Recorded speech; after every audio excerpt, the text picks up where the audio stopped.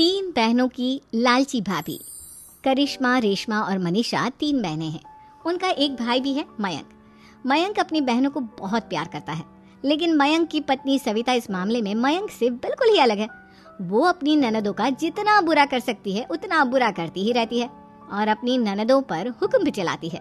करिश्मा, करिश्मा, तुमने अभी तक नाश्ता नहीं बनाया? तुम्हारे भैया को ऑफिस जाने में देर हो रही है। हाँ भाभी, बस अभी बनाती हूँ। करिश्मा, तुम ये ढीलापन छोड़ दो। कल को पराये घर जाना है।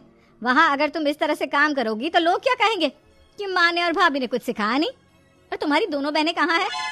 अब रेशमा मार्केट गई है और मनीषा सो रही है। क्या? सुबह के 8 बज रहे हैं और ये महारानी अभी भी सो रही है? ये कहते हुए सविता अपनी सास दुर्गा देवी के पास जाती है।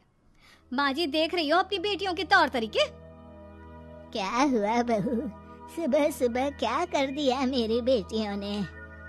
अरे एक तो अभी अभी उठकर किचन में गई है, दूसरी सुबह सुबह बाहर चली गई और तीसरी अभी तक सो रही है। क्या करूं मैं इन तीनों का, मैं तो परेशान हो गई हूँ। जा जाकर उठा उसे और रेशमा से मैं बात करती हूँ। सविता सीधा मनीषा के कमरे में जाती है और उससे कहती है, महारानी जल्दी उठो, सूरज सर पर आ गया है। भाभी थोड़ी देर और सोने दो ना, मैं रात को लेट सोई थी। वो क्या ना, यूनिट टेस्ट चल रहे हैं। शराफत से उठती है या नहीं, या फिर पानी की भरी बाल्टी डालूं तेरे ऊपर? नहीं भाभी, मुझे बिस्तर में नहीं नहाना, उठती हूँ मैं। मनीषा जल्दी से उठकर बाथरूम में चली जाती है। सभी आराम से बैठकर नाश्ता कर रहे होते कि तभी रेशमा बाजार से हाथ में सामान लिए आ जाती है। रेशमा को देखते ही सविता उस पर बरस पड़ती है। लो, आ गई महारानी। ऐसा भी क्या सामान लाना था जो सुबह आंख मलते ही बाजार की तरफ रवाना हो गई? भाभी, कल आप ही तो चीख रही थी कि घर का सारा सामान मुझे ही लाना पड़ता है, घर में किसी को भी किसी काम से कोई लेना देना नहीं है। अब मैं बाजार जाकर सामान ले आई तो आपको इस बात से भी तकलीफ हो रही है? देख रही हो माँ जी, अपनी बेटी की जुबान कैंची से भी तेज चलती है। और मयंक, आप तो कुछ कहेंगे नहीं अपनी लाडली बहन को? रेशमा, अपनी भाभी से ऐसे बात नहीं करते। चलो माफी मांगो। भैया, मैं क्यों माफी मांगू? आप भाभी से बोलिए ना कि हम पर कम हुक्म चलाया करे। हम इस घर की बेटियां हैं और आपकी पत्नी की ननद है, नौकरानी नहीं। लो कर लो बात। इनकी भलाई के लिए कुछ भी बोलो तो इन्हें बुरा लग जाता है। इस घर में यही इज्जत है मेरी।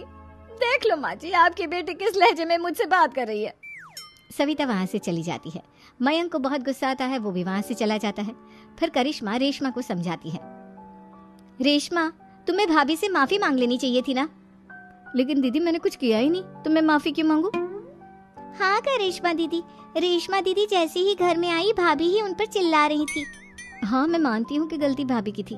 मैं तो इसलिए बोल रही हूँ कि भाभी ने माँ को तो पूरी तरह अपने वश में कर लिया है। वो हमारी बात सुनती ही नहीं। मयंक भैया हमारे लिए हमेशा खड़े रहते हैं, इसलिए उनकी बात का मान तो तुम्हें रखना चाहिए था ना। कोई फायदा नहीं दीदी, कुछ दिनों की बात और है, भाभी उन्हें भी हमारे खिलाफ भड़का देंगी। फिर वो भी माँ की तरह हमारी किसी बात का विश्वास नहीं करेंगे। इसी तरह सविता अपनी तीनों ननदों को किसी न किसी बात पर परेशान करती रहती थी। एक दिन मयंक अपनी तीनों बहनों के लिए गिफ्ट लाया। करिश्मा, ये तुम्हारे लिए हार का सेट। रेशमा, तुम्हारे लिए सुंदर सी ड्रेस। और मनीषा, तुम्हें किताबें पसंद है ना, तुम्हारे लिए किताबें लाया हूँ। थैंक यू भैया। थैंक यू भैया। थैंक यू भैया। करिश्मा, तुम्हारा नेकलेस कितना सुंदर है। ये भैया कहाँ से ले आए होंगे? मैंने भैया को 3 दिन पहले फोन पर ये डिजाइन दिखाया था और आज भैया ये ले आए। सविता तो अपनी ननदों के गिफ्ट्स देखकर जल गई और करिश्मा का नेकलेस तो उसे भी बहुत पसंद आया था। अपनी बहनों के लिए कितना अच्छा नेकलेस लेकर आए हैं, मुझे कभी कोई गिफ्ट नहीं दिया। मैं आज ही ये हार चुरा लूंगी। रात में सविता करिश्मा का हार चुरा लेती है और इसी तरह उसे अपनी ननदों की जो भी चीज अच्छी लगती वो उसे मांगती नहीं, बल्कि रात के अंधेरे में चुरा लेती। इसी तरह दिन बीतते गए और सविता ने मयंक के दिल में भी उसकी बहनों के लिए नफरत पैदा कर दी। एक दिन मयंक ने करिश्मा और रेशमा के लिए रिश्ता देखा और ये बात उसने घर में सबको बताई। माँ, करिश्मा और रेशमा के लिए बहुत अच्छा रिश्ता आया है। वो लोग कल इन्हें देखने आ रहे हैं। आप और सविता मिलकर सारी तैयारी कर लेना। ये सुनकर करिश्मा और रेशमा खुश हो जाती हैं, लेकिन सविता सोचती है, अगर इन दोनों बहनों की शादी हो गई तो घर और बाहर का काम कौन करेगा? मनीषा तो एक नंबर की कामचोर है, उससे तो किसी बात की उम्मीद लगाना ही बेकार है। मुझे इस शादी को रोकना होगा। अगले दिन सभी लड़के वालों के स्वागत की तैयारी करने में लगे होते हैं। तभी मयंक अपनी बहनों से आकर कहता है, तैयार हो गई तुम दोनों? देखो, दोनों लड़के बहुत अच्छे हैं, मैं कोई कसर नहीं छोड़ना चाहता, इसलिए तुम उनके सामने अच्छे से बिहेव करना और अपनी भाभी से लड़ने मत लग जाना। करिश्मा, तुम वो नेकलेस पहन लो ना जो मैं तुम्हारे लिए लाया था। भैया मैं बहुत देर से वो नेकलेस ढूंढ रही हूँ लेकिन मुझे मिल ही नहीं रहा। क्या तुमने नेकलेस खो दिया? तुम्हें पता भी है वो कितना महंगा था? तुम कोई काम ढंग से नहीं कर सकती। मयंक गुस्से में वहां से चला जाता है। थोड़ी देर बाद लड़के वाले भी आ जाते हैं। वो दोनों बहनों को पसंद कर लेते हैं और रिश्ता पक्का हो जाता है। लेकिन सविता के दिमाग में तो कुछ और ही खिचड़ी पक रही थी। वो पंडित जी के पास करिश्मा की कुंडली लेकर जाती है और उन्हें पैसे देकर करिश्मा की कुंडली बदलवा देती है। जब लड़के वालों के पास करिश्मा की कुंडली जाती है तो वो दुर्गा को फोन करते हैं। बहन जी, हमने करिश्मा की कुंडली अपने पंडित जी को दिखाई थी। आपकी बेटी की कुंडली नहीं बल्कि दोषों का पिटारा है। देखिए, मैं और मेरे पति इन सब बातों में बहुत विश्वास करते हैं, इसलिए हम आपकी बेटी से अपने बेटे की शादी नहीं करा सकते। इस तरह करिश्मा का रिश्ता टूट जाता है और सभी घर वालों को बहुत दुख होता है। अब कविता सोचती है, चलो करिश्मा का तो रिश्ता टूट गया, अब रेशमा का भी रिश्ता तोड़ना है। क्या करूं? अब सविता आवाज बदलकर किसी अननोन नंबर से रेशमा के होने वाले ससुराल में फोन करती है। हेलो, मैं कौन हूँ कौन नहीं ये आपके लिए जानना जरूरी नहीं। बस इतना सुन लो कि रेशमा का 2 साल से किसी के साथ अफेयर चल रहा है। बस रेशमा का रिश्ता तोड़वाने के लिए सविता का इतना कहना काफी था। अब रेशमा का भी रिश्ता टूट गया। मयंक और दुर्गा देवी ने रेशमा को खूब खरी खोटी सुनाई और उससे बार बार उस लड़के के बारे में पूछने लगे। आप दोनों मुझे क्यों परेशान कर रहे हो? अरे कोई लड़का होगा मेरी लाइफ में तो मैं बताऊंगी ना। जब कोई है ही नहीं तो कहाँ से लाऊं मैं कोई लड़का? तो तेरे होने वाले ससुराल वालों को फोन किसने किया था?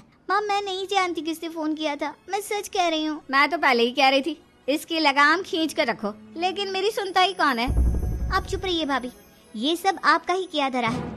अब तीनों बहनों को विश्वास हो जाता है कि ये सब उनकी भाभी ही कर रही है। तीनों बहनें अपनी भाभी को सबक सिखाने के लिए एक वकील कर लेती है और घर में हिस्सा मांग। देखो भैया, माँ बाप की जायदाद में जितना बेटों का हक होता है उतना ही बेटियों का, इसलिए इस घर के 4 हिस्से होंगे और हमें अपना हिस्सा चाहिए। मैंने तुम्हारे लिए क्या क्या नहीं किया और तुम इस घर में हिस्सा मांग रही हो? भैया, आप और माँ हम बहनों की कोई बात नहीं सुनते हो और भाभी हमारी शादी नहीं होने देगी क्योंकि उन्हें लगता है कि आप हमारी शादी में ज्यादा पैसा लगाओगे और उन्हें हम जैसी फ्री की नौकरानी कहाँ मिलेगी। तो हम भाभी के साथ तो रह नहीं सकते, हम बहनों को अपना हिस्सा चाहिए। अरे तुम्हें शर्म आनी चाहिए अपने भाभी पर ऐसा इल्जाम लगाते हुए। वो तुम्हारे बारे में कितना सोचती है। हाँ माँ, भाभी हमारे बारे में बहुत सोचती है। दिन रात बस यही सोचती रहती है कि किस तरह से अपनी तीनों ननदों को परेशान करूं और कभी मुझे पढ़ने भी नहीं देती। दोनों बहनों का रिश्ता भी तो इन्होंने ही तोड़वाया है और रात में हमारे कमरे में आकर हमारी चीजें भी चुराती हैं। इसी तरह सविता की तीनों ननदें अपनी बात पर अड़ी रही। अब कोर्ट में तारीख भी शुरू हो गई। जब सविता को लगा कि उसकी तीनों ननद इतनी आसानी से नहीं मानने वाली, तो उसने अपने पति और सास को सारी सच्चाई बता दी और अपनी तीनों ननद से माफी मांगी। मयंक और दुर्गा को भी अपनी गलती का एहसास हो गया। अब सविता खुद करिश्मा और रेशमा के लिए अच्छा रिश्ता ढूंढती है और उनकी शादी करवाती है।